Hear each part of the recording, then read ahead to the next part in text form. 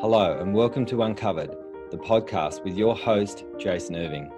Join me in a journey to understand what's truly happening in your world and the world around you. This is not about how you're living life on the surface. It's about what's truly driving you from under the covers. I'm going to take you on a journey to deeply uncover the reason why you are here, the ultimate purpose in your problems and the way that they have shaped your life up until now. See, I believe you have a purpose, and your problems are the highway towards ultimate realization of that journey towards freedom and the reconnection of your true self. I've been told I have a different spin on most things, and I'll be giving you my understanding of life, love, and what we're all here for, purpose. To get the best out of this podcast, drop what you already know so you can discover what's beyond you. So join me, let's play this game of life and bring on liberation, transformation, and change. Let's do this. Hey guys, how you going? I'm here with Ian. How are you, buddy? Yeah, I'm doing all right, Jace. Yeah, thanks. Let's call the big lie out right now. You're friggin' nervous, aren't you? Yeah, I am. Yeah, really nervous. And look, one of the things that we're talking today about quite often a bit of a no-go zone. Yep, yeah, that's true. Right, it's an area that especially men don't talk about, and we're talking about suicide today. We're going to be talking about the thoughts and the feelings and all the things that go along with that, and the decisions that people make and that you have made in your life, because you're basically a suicide survivor, in my opinion. When we're working on helping you become a suicide thriver, and we're sort of in the middle of that context at the moment. And I really want people to get something out of this, because the reason why I coached you into doing this, I basically said, you're doing this with me. There wasn't it felt like I handcuffed you to this video today, simply because you're not the sort of person that likes to talk about yourself. You're not the sort of person that actually likes to divulge things. You're very private, and I'm sort of ruining that. Yeah. Well, yeah. So, what I'd like to start off with, Ian, is your history. Like, when you met me and where you were at that point in time, because you've had suicidal thoughts for a very, very long time, and I know I was your last resort. So, what happened? We had this this weird name that I had. Yeah, that's right. Yeah, well, it was Spiral of Light at the time. Yeah. And Jace, I actually wasn't looking for anything to do with light. Yeah. And like, it was like I found you on the web, and like I was like looking to research like more of that sort of, darker aspect of like what, I've been into, Yeah. And like I saw your page and checked it out, and like that's what got me in. Like the stuff I was looking at was just to sort of like help me get out of here, basically, before I found you on Spiral, Yeah. Yeah, I was looking. Yeah. And that first session you had, what was that like?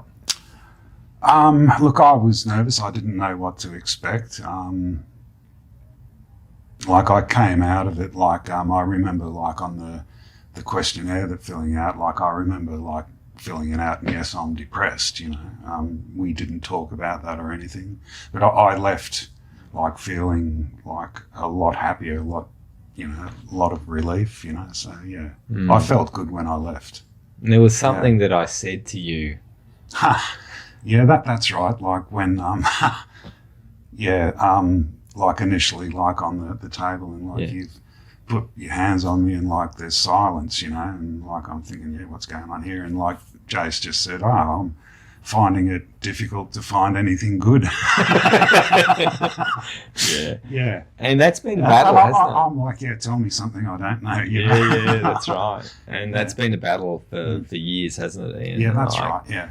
To actually find something good about yourself and find something good in this world. And quite often that's where people go to that place of suicide, because you can't find meaning, you can't find purpose, you can't find something that's actually worthwhile living, and you can't find something inside of you to reach for that. And so our history of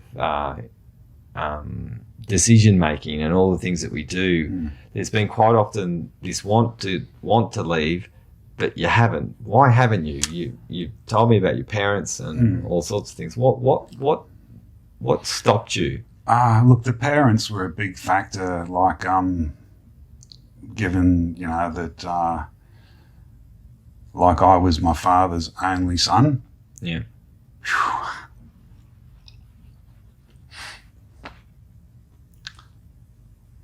And like there were like a lot of expectations there that like I never lived up to, and it was just the thing that like I did not want to cause my parents the grief,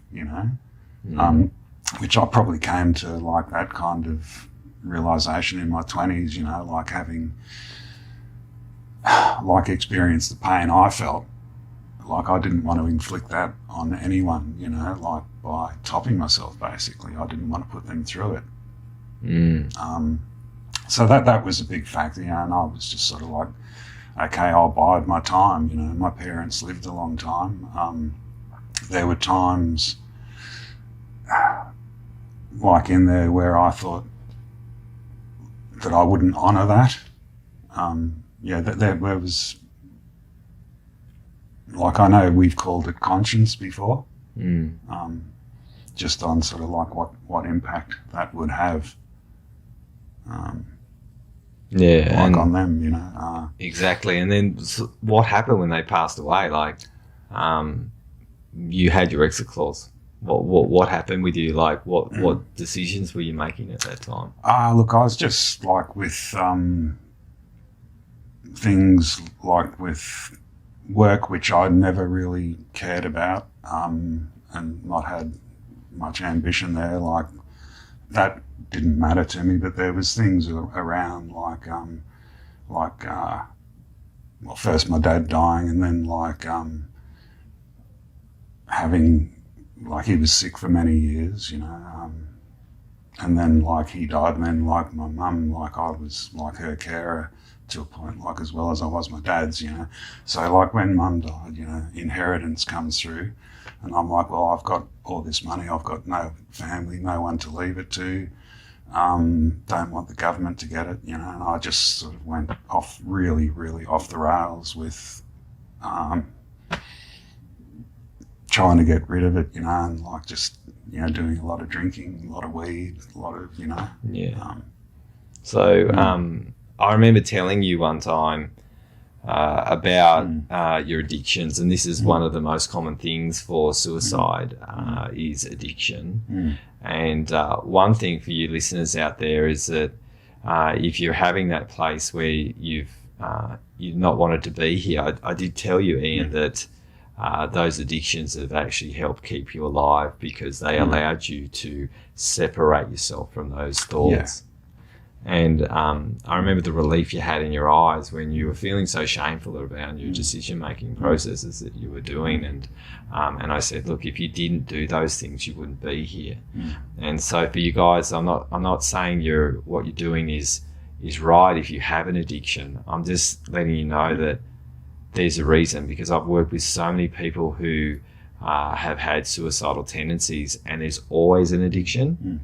And the addiction is the lifesaver in lots of ways. So people can judge weed or alcohol addiction and say those people are doing the wrong thing and they're bad, or whatever you do. One thing I've learned from working with quite a few people with suicidal tendencies, because I was quite often last resort, and that was what I was for you, that the addiction was the placeholder to keep the person alive. Yeah, I didn't realise that at that point. It's like it's something like I'd always done. Like I started smoking weed when I was about 13, I think, and like it always kind of separated me from like where I was at, like made me sort of like it was more objective than subjective. I know it's not like that for everybody, but yeah. And that's pretty common. So some people can overdose. I get that. So I'm not saying do drugs. I'm not saying that. What I'm saying is that sometimes these things are a lifeline. And then we could quite often go to Alcoholics Anonymous, or we could go to a place where we can get clean. There's lots of services to be able to do that. You've gone to psychologists and those sorts of things, and they didn't really work for you. What was it that you think that was missing from that way of approaching that people were approaching you? What was missing there that they weren't hitting the mark for you? Yeah, I've wondered about that. Like, I think, like a lot of it was kind of like a lack of connection to a point, and I don't think it might have not so much have been them hitting the mark. Like, some were more professional than others. It's just that, like, I didn't really believe anything anyone could say would, do anything, and like, I didn't go to see these folks on my own volition, like I was always sort of, like, my sister hooked me up with someone once, when she realised I was having a lot of trouble, So it was like being forced, and yeah. I guess coming to see me wasn't a force, it was your choice. Yeah, different thing there, yeah. And I think that when we are willing to go ourselves, we might get a better deal out of that. You did mention something that I think is really, really important, is connection. And one thing I believe that is missing from helpers is knowing how to create connection with a person who is struggling. And it's not about connection to try and make them feel better, because someone who is not feeling good is going to just be wary and not wanting to actually get someone around and say, well, why don't you go and do this? We need, I know from that first session, and the way that we work in the academy is very, very different, because we don't try to say who you are and what you are and why you are is wrong. We want to create connection. And I think that's where things go missing with suicide, because you lose your connection, don't you? And then you isolate. Yep. Makes sense? And so there have been times, because I've known you for a while, I used to run these short courses, and you would come to every Wednesday and you would never not show up. And then there would be a time where you didn't show up, and who would be knocking on your door? Yeah, like you came around to my place a couple of times, Jace. Yeah. I remember. And you weren't happy with me, were you? Not really, no. No, I was just doing my thing, Yeah. Because what I saw was Ian was falling down the slippery slope, and I knew that if I didn't arrive at his doorstep, there was going to be a catastrophe. And so if you're a person that you know who a friend of yours is having trouble, do not think, oh, they're having trouble, I probably don't want to do anything. Go and take that step. You need to take that leap to help as a helper, because look, that one moment, I know there have been times where I've called you, and at that right time when you weren't in good shape, and it's putting a lifeline out. And the thing is around putting a lifeline out is to be able to connect, right? Not try and fix, to connect, and to try and get the person, okay, you, Ian, to connect back to yourself. Because there's two things that suicide has missing in it.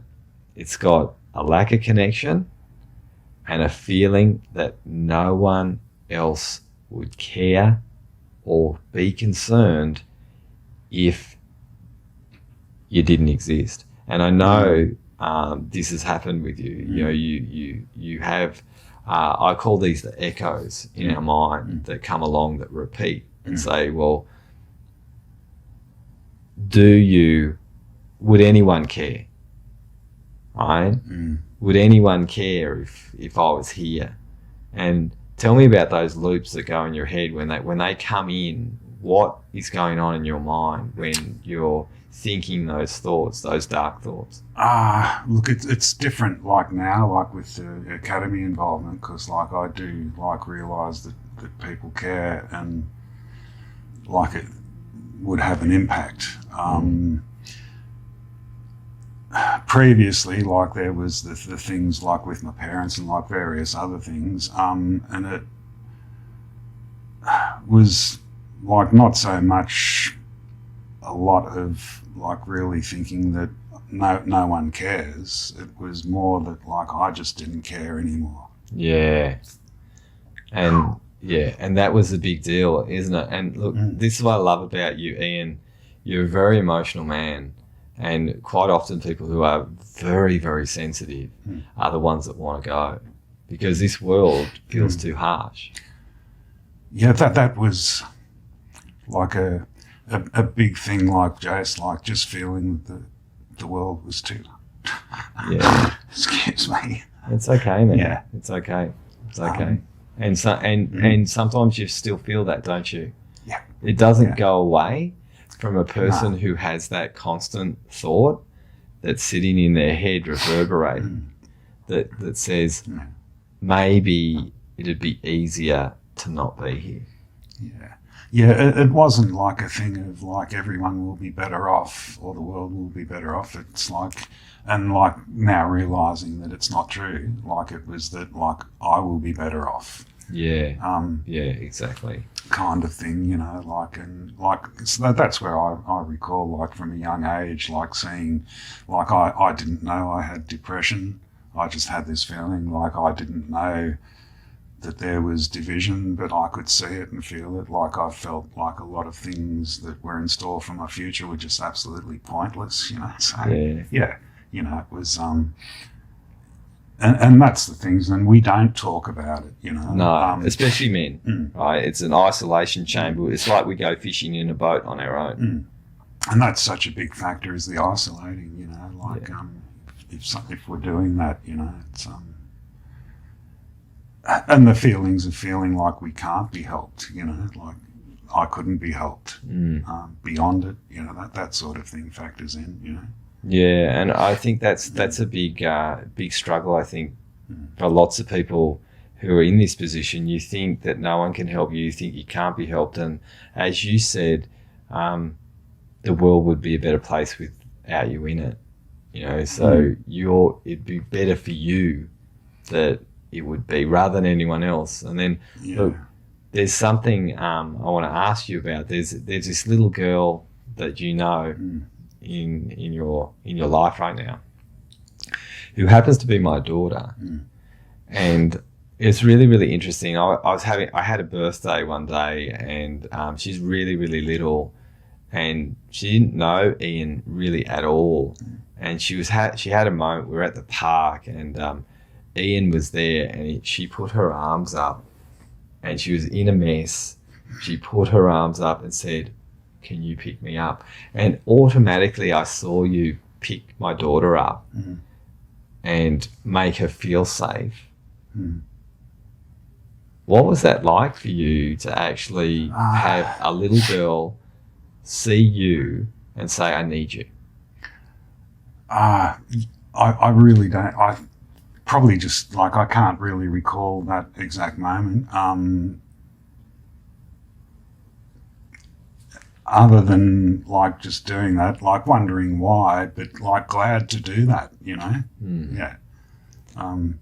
And she's drawn a few pictures for you, and they're in your home. What's it like? You quite often, you've told me about those pictures and how they can help with those echoes. You look at those pictures, and what do you think? Look, there's a degree of like that sort of feeling of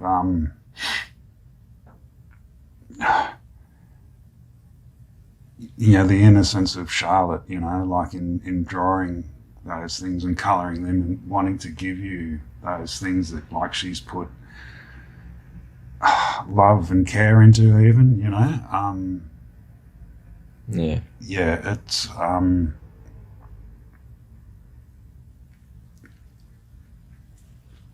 a hard one for me to bring up, like what that feeling is, Jace. Yeah. So I know we've spoken about that, where you looked at those pictures and the echoes have stopped. I can't do this because of her. It's like, again, we're going back to connection. Yeah, right? true, yeah. Isn't it? Right. And quite often you've come over to our place. Charlotte's quite often asking, when's Uncle Ian coming over? She asked that just recently. Yeah, okay. I haven't seen Uncle Ian for a while. As we call you Uncle Ian at our house. And it's interesting. I know that this has happened. We've spoken about this, where you've come over to our place and you're happy. And then straight after, you go and hit the ciggies. And just go to town on your addiction straight after. It's like the light's turned on, but you want to switch it off. Tell me about what goes on afterwards, after hanging out with a family of people and who spend time with you, and you've sort of realised that we love you.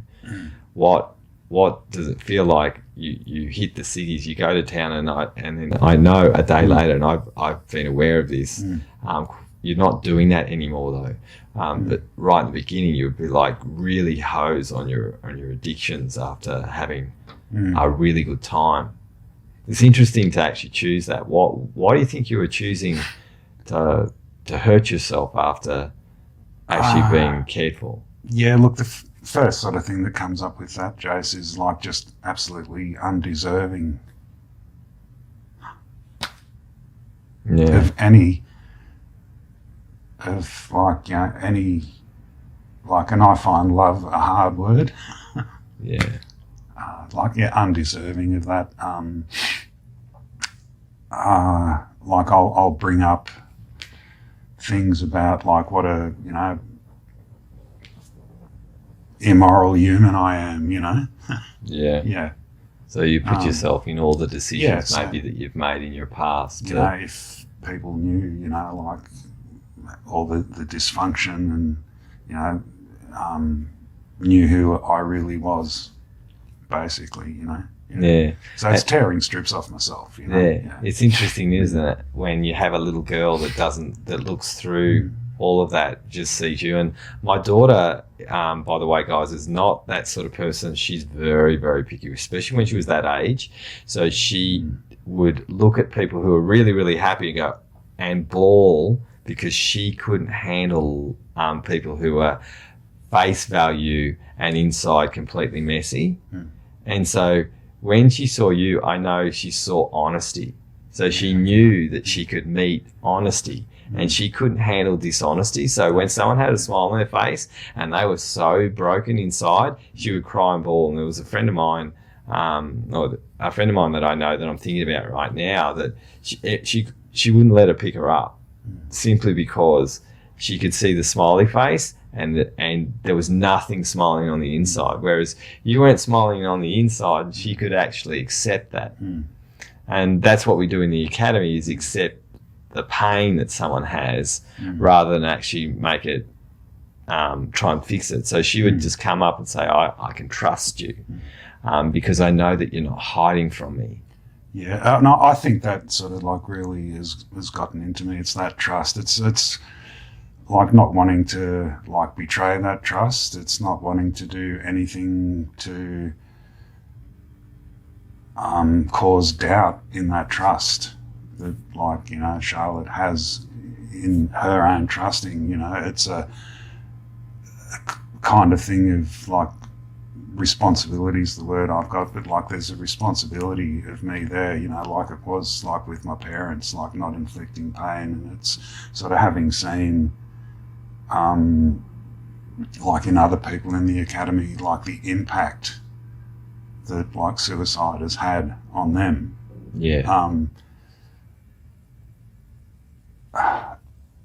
And as much as like you can try to sort of like reconcile that, it just doesn't work. Like there will always be an impact, you know, there'll always be, you know, consequences for people, you know, like that will go on, you know. And that's a big thing, like with you guys, you know, some folks in the academy, Charlotte, you know, is like not wanting to inflict that pain, basically, inflict that doubt, Yeah, and it's interesting because especially this year, actually end of last year, you had a bit of a meltdown, and we had a bit of an interesting conversation on the phone, and you weren't happy with me because simply what happens, Ian quite often when he's in really bad shape, and I know it's a call out for help, he would post on his page something dark on his personal page on Facebook, on his Facebook pic, and I'll be like, okay, he's in a mess. And I knew it was a cry for help, so I'd call quite often and say, dude, and then I said, hey, other people are worried about you, and you were very angry at me, and it was actually a transition point. Yeah, right? okay, yeah. Because that transition point, something happened during that time. We ran a 3-day course, and I had a bit of a meltdown, and I sort of called you up and explained something, and after that, you told me that you mattered. And then you cried. It was like the first time you actually realized that you mattered. And I started seeing a smile in your eyes. And then it was just like, oh, shit, what's he going to do with this? Because he's never smiled. You were actually smiling consciously, so you were happy. And that's not normal, because like we try and destroy that happiness when we're a suicide victim. And I could see the suicide thriver coming out, the person who's like, I've got something to share and I could commit to being different. And then we have these two people battling, this one that says I can be this, and then this one that's so normal. So can you tell me in your own words what it's like to actually start having that feeling that you matter? You start, you got yourself a job, like one of the people in the academy sort of sat you down and forced you to got your CV up. You've been retired for 5 years. You people started doing things for you, and you were, and then again you were like, fuck, I don't want to let them down, and you were letting them help you, and there was something that happened around you mattering. And I know that we switch between the two because of those echoes. What is it that actually is turning around inside of you? Because I've seen a lot more happiness than I have sadness over the time that I've been spending time with you lately. Look, I think, like Jace, like it's coming in that like, and like I've had things like occur over last year that would come up, like where it's okay for me to be here. It's okay for me to be me. Oh, wow. And some of that's probably going into midway of last year. Yeah. A bit of like a like realization that I'm not on my own. Yeah, wow. That's really emotional, isn't it? And sit with that for a minute, because I think for anyone who is listening to this, that's the turning point, is realizing that you're not on your own, that there are people that really care. There's a lady called Kate, and if you do listen to this, Kate, you made a huge difference to Ian, because Kate actually put a picture of Ian as her background on Facebook or somewhere, just somewhere on a phone, I think it was, to make sure that she looked at you as the person that she could look up to, and you had no idea. Yeah, that kind of thing was another factor. Like there's other people in the academy like who, I can't think of the word. It's not. I think who value you. Value is good, yeah. And like that's what I'm finding in me, is that's reciprocated the value, like, and I can think of quite a few in the academy, who value me, and that's a turnaround. Like there's some purpose in that for me too, Yeah, look, I did something a bit naughty, which is not really naughty. I'm a bit pushy, aren't I? Like at times, in a good way. I got you to connect with a guy who has a potential suicide waiting to happen. His name's Liam. He'll be on one of these podcasts at some stage. Now, I got you to mentor him Mm. and have a chat to him. And that he posts on the page the amount of benefit that he got from actually experiencing your wisdom around self-hate and depression. Like, you are the master of these emotions, right? And I explained this to you around how you can be so comfortable in an area that people aren't, and how much help he got. Because the moment I got to see Liam after he had that session, there was lights in his eyes. There was definition in his purpose. There was a want and a drive. And I know that I couldn't do that. I knew that there was someone who had those same really strong echoes, because I've had wants to not be here, not like you though, right? And I knew that you had a magic of holding space for disaster, despair, disgruntlement, all the D words, disappointment, regret, all those emotions that people want to run away from, that you've never been able to, because that's what suicide does. It's confinement, restriction, hate, absolute terror of actually wanting to be here, not terror of dying, terror of being here. Like, you had all of those things, and I knew Liam was in a safe place. And he walks away and he's a young man, 23, that could turn into you. And that's what I could see. He could turn into what you could have gotten up to. And he joined the academy. He was on that way already. He was smoking pot. He was addicted to alcohol. He was smoking cigarettes. He was just on the train to disaster. We got him off it, and I knew that he needed your wisdom. And what you provided was value. Okay. You know what I mean? Like, and you were thinking, I could see you in your head just going, what the heck is he doing to me this time? What am I going to do for this guy? But you, instead of saying no, which I love that you've started to say yes, instead of saying no, you gave it a shot. And I chatted to you about it, and you said, hey, that was really good for me. Yeah, the value works both ways there. Yeah. Sort of like Liam's value, other people's value. Yeah. In that aspect, yeah. And I think that is where you're turning, and we're in this area at the moment from suicide thriving, which what I'm talking about here is actually not wanting to die, wanting to live, while you're actually utilizing that wanting to die to help other people live. And that's what this is why I wanted to do this with you, is that if someone listens to this and says, you know what, I hold no value, I'm missing my connection, I don't know whether I can get there, I'd rather, it would be better for me to go, and actually has a thought that maybe I could have some hope, because Ian, you're breathing, right? And look, what I want you guys to know, all the people who have had these thoughts, that and Emma Peden, who's in the academy, said this to you in the course, that one of the courses last year. She said, you have the biggest job. You thought you were insignificant. You compared yourself to people who are in the academy who are making buildings happen, who had big businesses and had big dreams.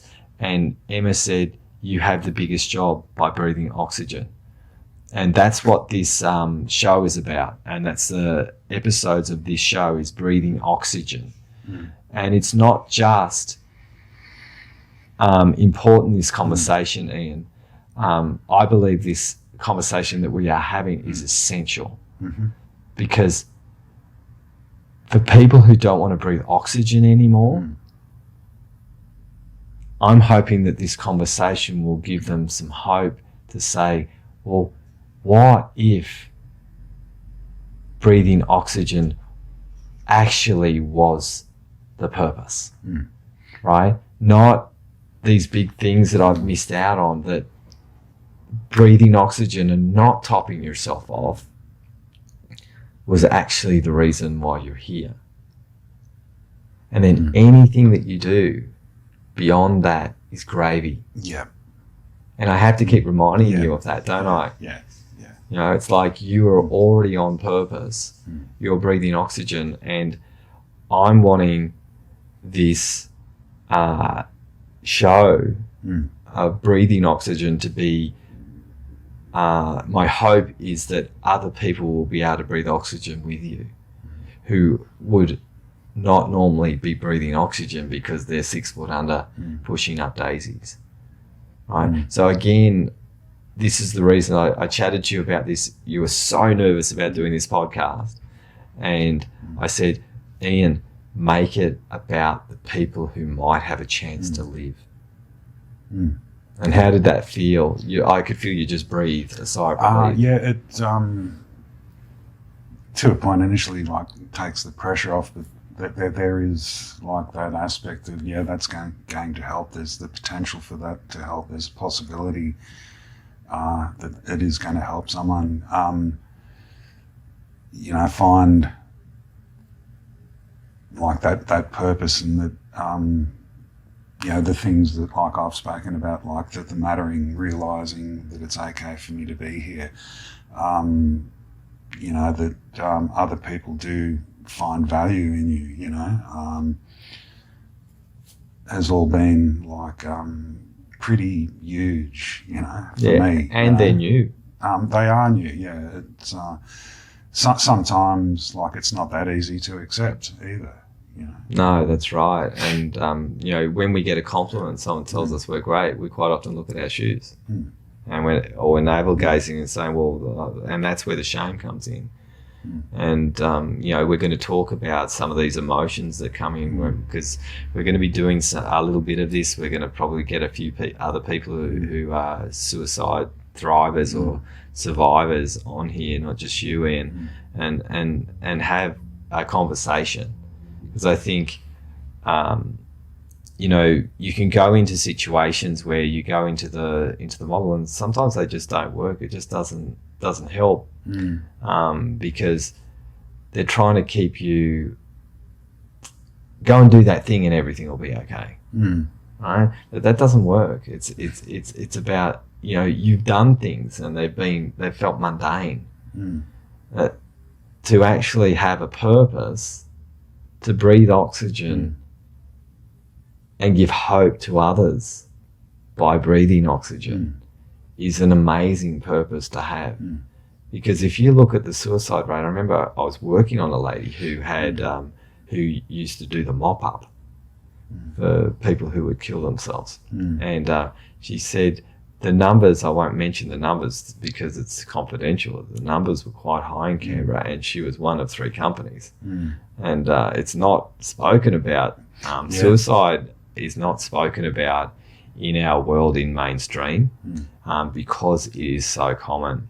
And I think we need to actually put a voice out to it and give it a voice. And for anyone who this has touched or made you feel like you're getting it just because Ian's here breathing oxygen, that you might be able to keep focusing on breathing oxygen too. And seeing what happens when you do, seeing if you can find some value, see if you can make life matter, and finding the way. Because the bravest choice for you is being here. And it is, like, people think suicide's a coward's way out. It is not. It is a courageous choice too, because to actually take your life would take a lot of courage, right? It would take a lot of courage. And a lot of people say, oh, it's a coward's way out. It's people who say that, they're angry at the person who passed away typically. Whereas I don't think, I've spoken to a lot of people who said, oh, I want to kill myself, and they say, oh, I'm not brave enough to do that. Right? Whereas I can see the people who would take it, like you would be a person, because I can see it in your eyes. So I can see it in the eyes of the people who would just go, try me. Yeah, there's a commitment aspect for sure. Yeah, that's right. Interesting. like on that point of because like there have been points, Jace, where like I'm thinking like I'm really going to miss this, I'm really going to miss that. I haven't got a choice. It's got to go that way.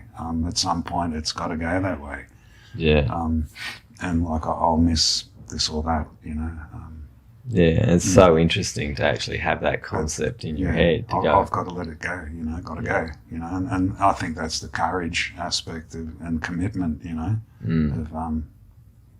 where that comes through. 100%. And so I think what we need to be able to do is honour the space that you're in. Like if you're listening to this where you are, and know that you've got those thoughts, you've got those echoes if you have those, and you've got to look at that and do reach out, get the help. And if you know someone who is having troubles, like I've done with Ian quite a few times, is I've reached out at the right time.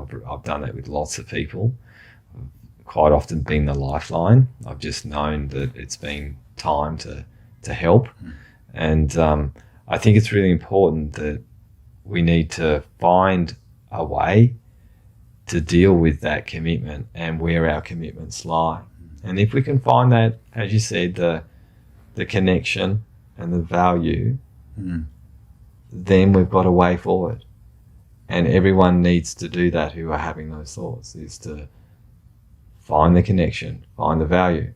And it means finding the right people can help you find the connection back too. I think that's really, really important, because I know that when I would do stuff with you when I was a healer, you'd get your connection back, right? And you'd feel good. And then you'd forget your value.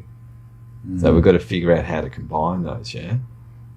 Would that make sense, Ian? Yeah, it does. Like I'm thinking again of like the courage aspect, like how much courage it actually takes to speak out and to reach out. Yeah. Like there's